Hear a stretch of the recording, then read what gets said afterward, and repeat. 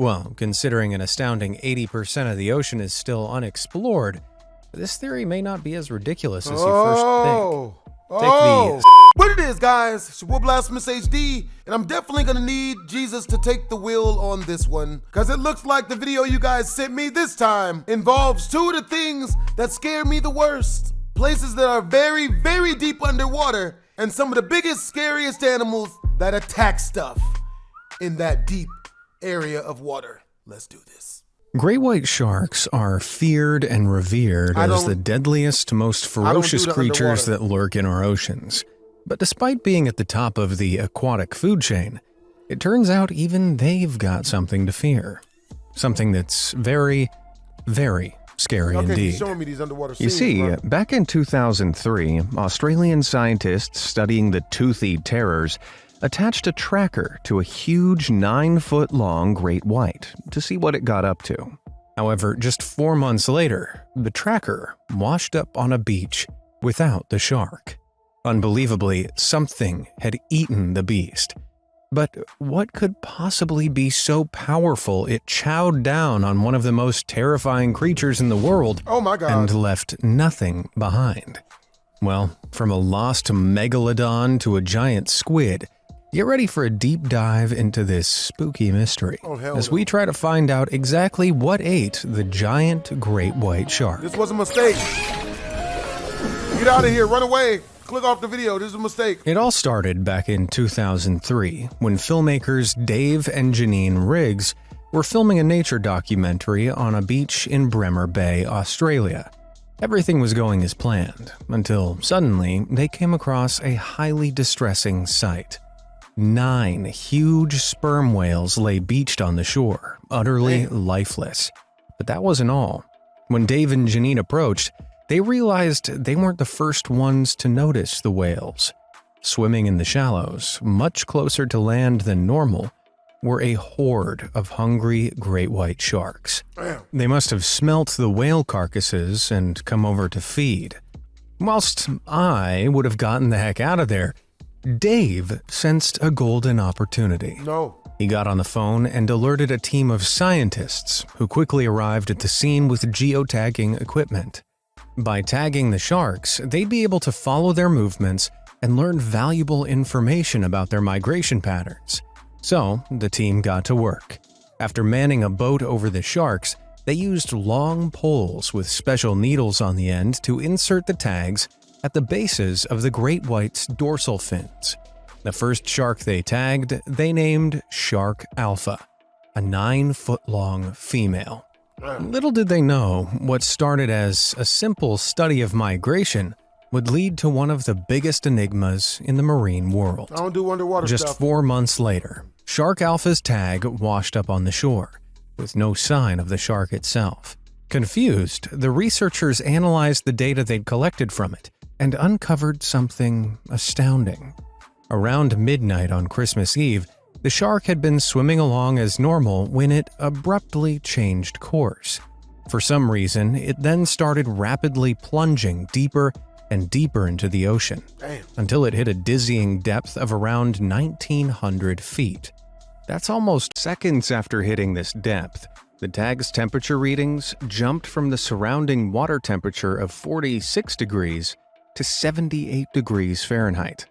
The experts doing the analysis were shocked and perplexed, but they all came to the same startling conclusion.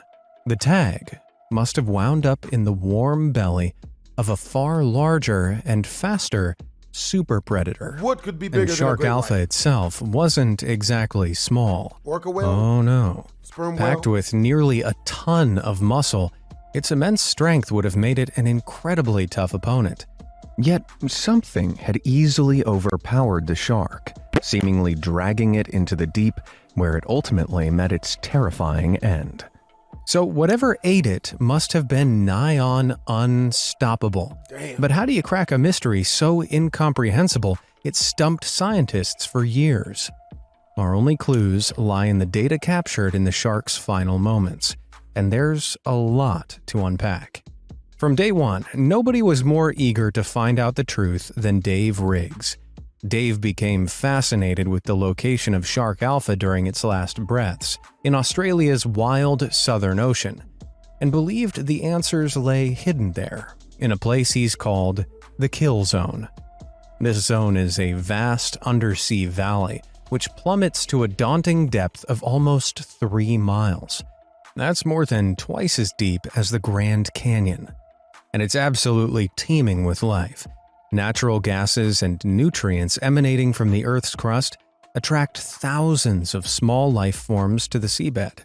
Because of this, hungry predators swarm the zone too, looking for their next meal. The result? A deep-sea death valley, brimming with great whites, killer whales, and giant squid, all fighting for supremacy. Jeez, now that's the stuff of nightmares. Unperturbed by this terrifying broth of sea monsters, Dave decided he was going to have to go down there himself. Oh boy. There's a fine line between bravery and lunacy, and I reckon old Davey definitely crossed it. Knowing that to dive without specialist equipment would be a death wish, he built his own makeshift underwater vehicle for the mission, equipped with a metal frame, parts from an old lawnmower, and 5 layers of protective fiberglass. It could theoretically withstand attacks from even the deadliest ocean creatures. Yeah, I don't think I'd have taken my chances. I mean, would you fancy crossing paths with a great white whilst floating around in this? Or worse, whatever it was that ate the great white? Oh, hell no. Despite the dangers, though, Dave assembled a team of people as crazy as he is, and they clambered into the homemade contraption, ready to venture into the unknown. Now, just minutes after taking the plunge, it was obvious that the expedition would be even more difficult than they expected. Sharks and killer whales swam everywhere. Just 65 feet below the surface, the divers found themselves amongst around 40 whaler sharks and a whole pod of killer whales, or orcas. It was no use. If they stayed there much longer, they risked coming under attack from so many animals that they wouldn't stand a chance. So, before they could properly investigate the area, they were forced to abandon the mission and go back to the surface. But it wasn't a complete loss. They discovered that 2 predators were very abundant in the kill zone: killer whales and whaler sharks. Could either of these be responsible for turning shark alpha into fin soup? Well, whaler sharks rarely exceed the size of standard great whites, so it's highly unlikely one would have been able to take down shark alpha with such ease. However, killer whales are an entirely different story. With the potential to grow to the colossal length of over 30 feet, these oceanic Goliaths would have no problem tackling a great white less than a third of their size. In fact, they're known to be their only natural predators. What's more, killer whales are easily fast enough to pursue sharks in a chase. So on paper, it seems like the answer's obvious, right? Well, nothing's ever that easy. If you remember, the data collected from the shark tag showed that our victimized shark bit the bullet at a depth of 1,900 feet. Yet killer whales are surface hunters. They seldom dive greater than a few hundred feet to look for food. So that just doesn't mesh with what actually happened. Moreover, similar to us humans, orcas have an internal temperature of around 100 degrees Fahrenheit. But the tag was swallowed up at a heat of just 78 degrees Fahrenheit. Damn. So the shark's predator couldn't have been a killer whale. Damn, that seemed like we were getting somewhere. Okay then, if it wasn't an orca or a whaler shark, what the heck could it have been? Well, despite its enormous size, my next suspect likes to keep a suspiciously low profile. Lurking in the dark depths of the sea is the giant squid. Now, these strange and intimidating behemoths are something of an enigma to scientists. Because they live so deep underwater, it's exceptionally difficult to study them. Yet, where better to look for a mysterious unknown killer than the most unexplored part of the ocean? And even more intriguingly, giant squid live between 1,000 and 2,000 feet below the surface. In other words, at the same depth shark alpha met its end in. So how does the giant squid match up to the great white? Well, for one, it's absolutely huge. The largest one ever seen measured 59 feet in length and weighed almost a ton. That's a whopping 10 times the height and weight of the average man. And squids have some seriously powerful tentacles too. Ones they could easily wrap tightly around a shark, especially armed with those grippy suckers. In fact, giant squid can snatch prey from up to 33 feet away with their long feeding tentacles. Damn. Now, typically they prey on smaller fish and shrimp.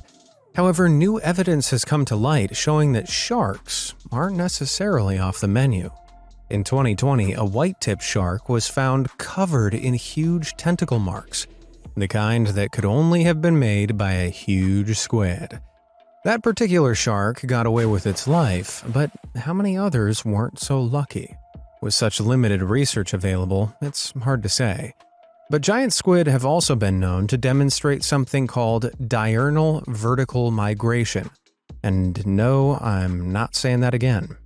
Essentially, they rise to the surface at night to hunt for food, then return to the depths during the day to sleep, safe from any potential predators.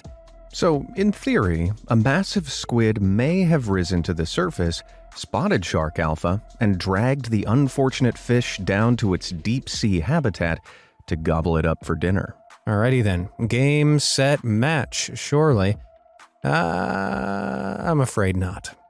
The fly in the ointment lies in that sharp increase in temperature when the shark got gobbled. It indicates that it was eaten by a warm-blooded creature, with an internal temperature higher than its environment.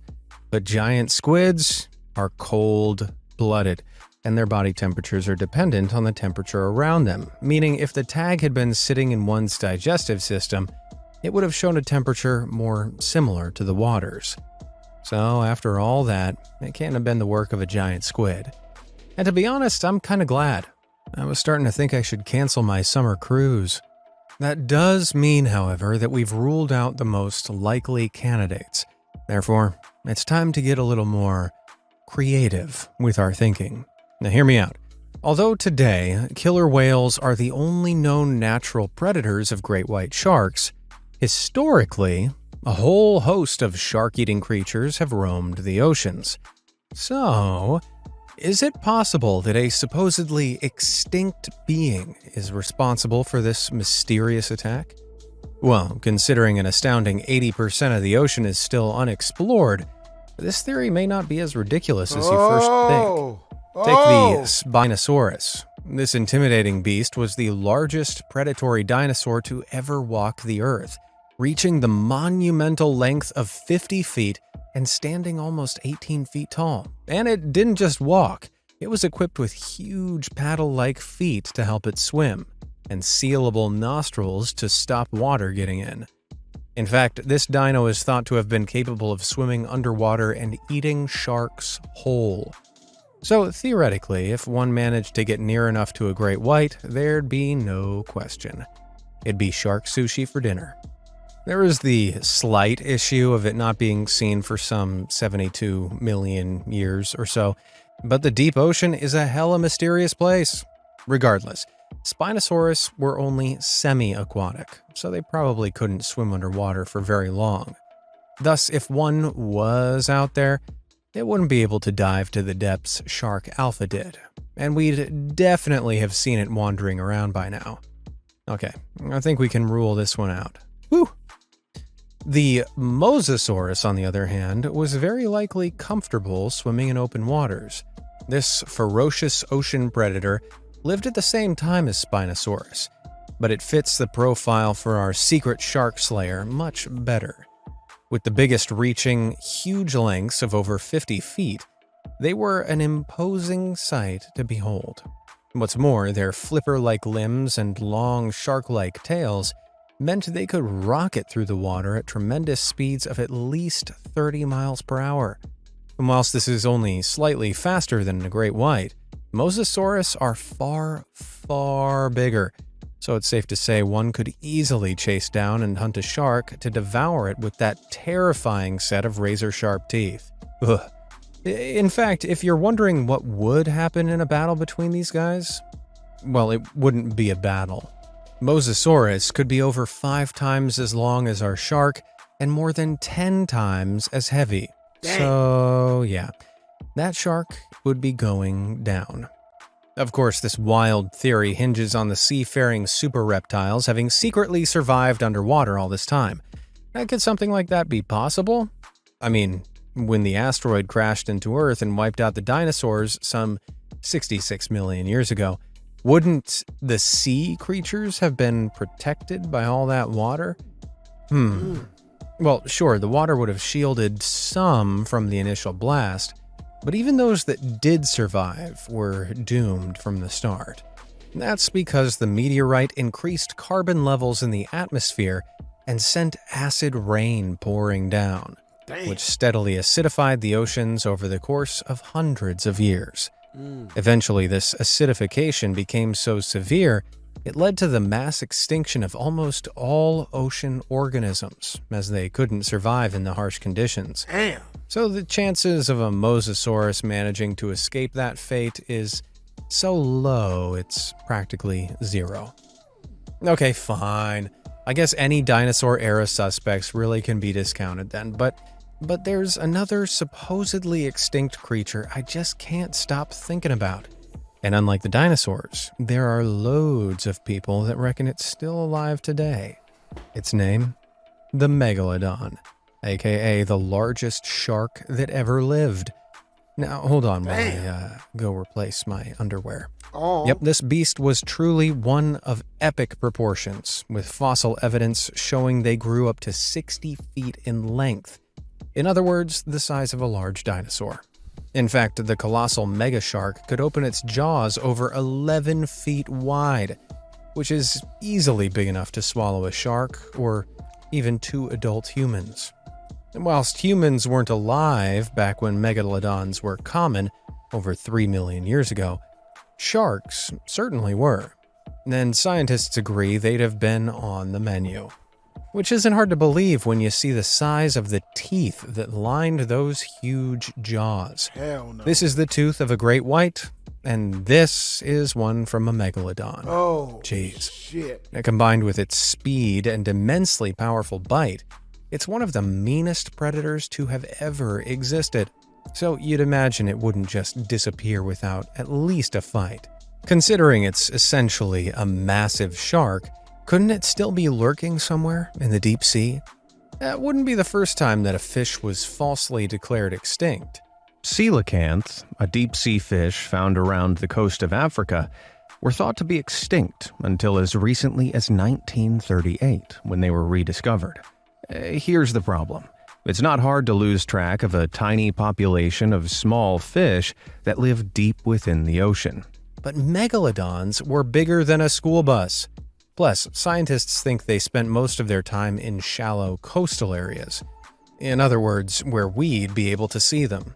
Though, just because we haven't seen them doesn't necessarily mean they're extinct. There's a chance that the ancient beast has evolved over millions of years, and now lives in the deep sea. Which is technically possible. We didn't become Homo sapiens until only around 300,000 years ago.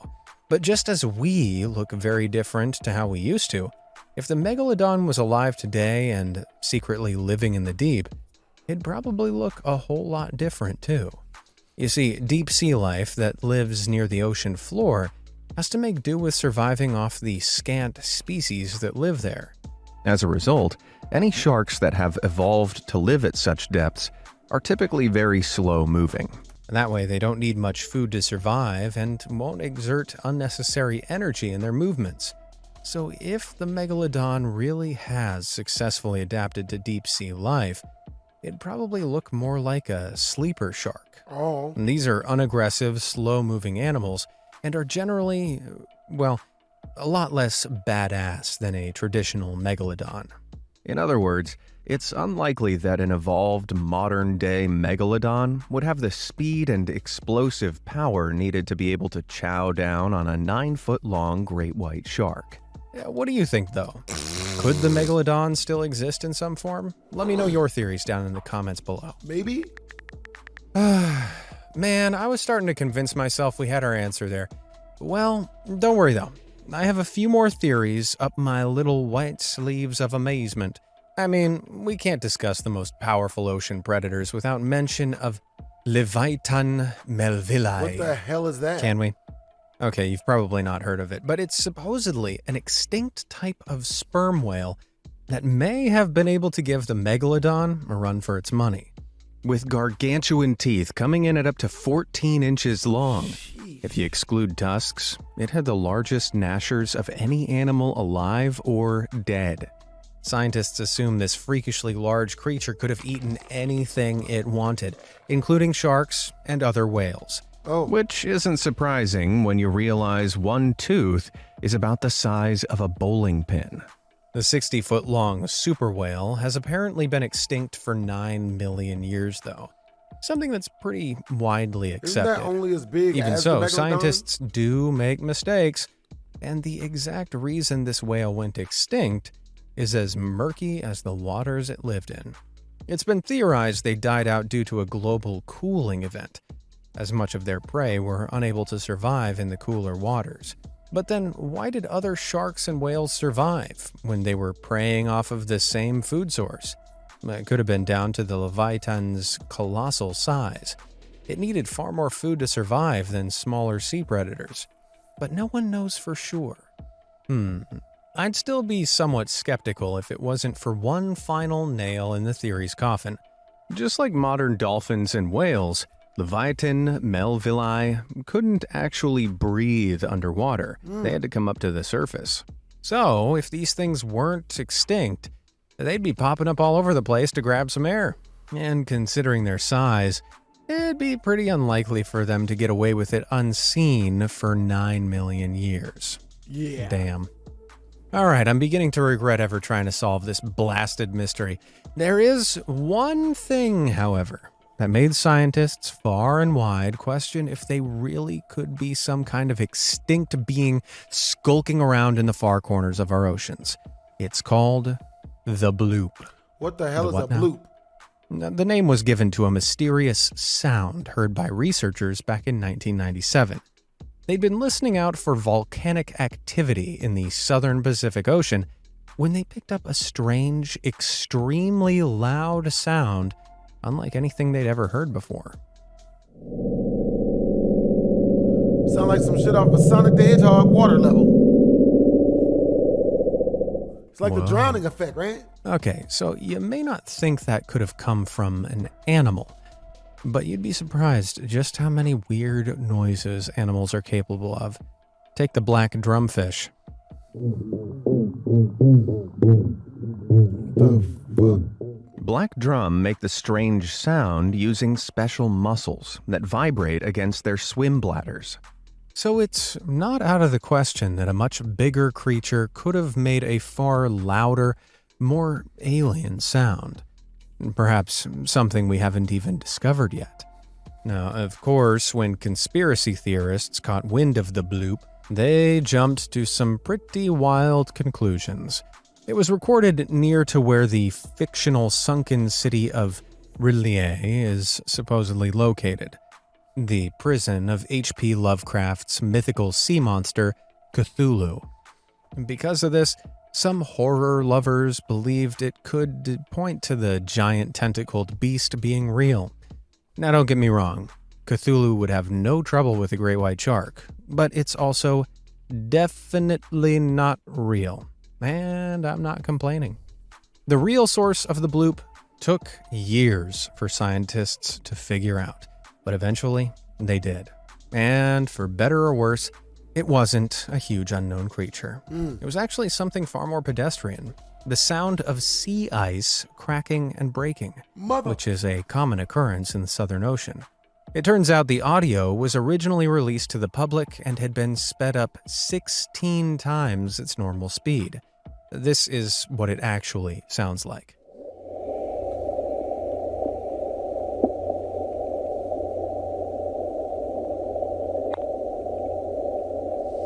They got us.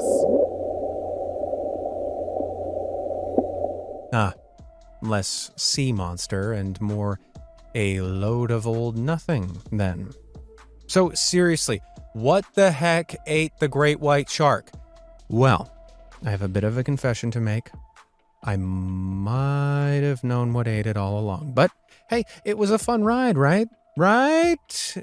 In truth, the case was blown open back in 2014, over a decade after Dave and Janine first stumbled across the dead whales that started this whole crazy saga. And trust me, the real answer is just as horrifying as my theories. Is it? After turning their attention to the migration patterns of other great white sharks swimming through the kill zone, researchers realized something shocking. Tracking information from those sharks matched the patterns shown by Alpha Shark's tracker. What?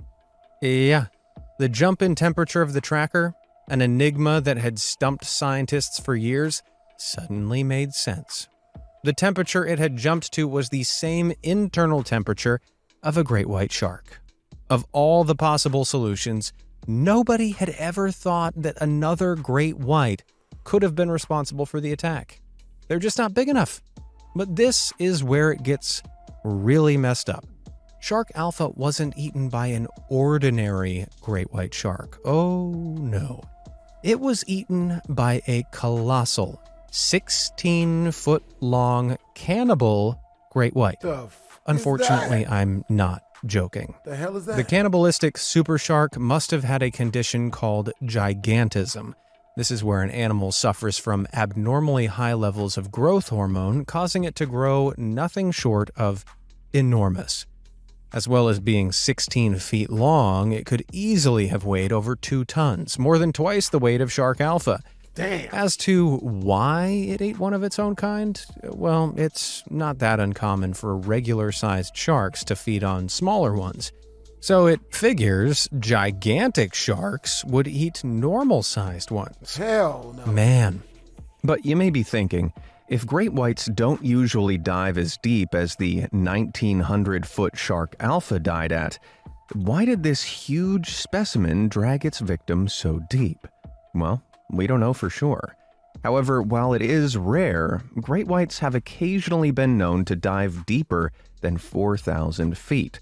And due to the timing of Shark Alpha's temperature spike, we do know that the super shark only ate its prey at the end of the dive. So it's likely it grabbed the smaller shark in its jaws and rapidly plunged with it to disorient it and make the final kill that much easier. Brutal. Now, before you vow to never enter the ocean again, though, there is one shred of comfort I'll leave you with. Sharks generally aren't interested in eating humans, so you've probably got nothing to fear from old Cannibal Face. Now, having said that, I can think of a million places I'd rather swim than Bremer Bay's kill zone. Maybe I'll just buy a paddling pool and stick with that. Hope you guys enjoyed the video. If you did, make sure to comment, like, and/or subscribe. It's your boy BlastphamousHD. Twizzam.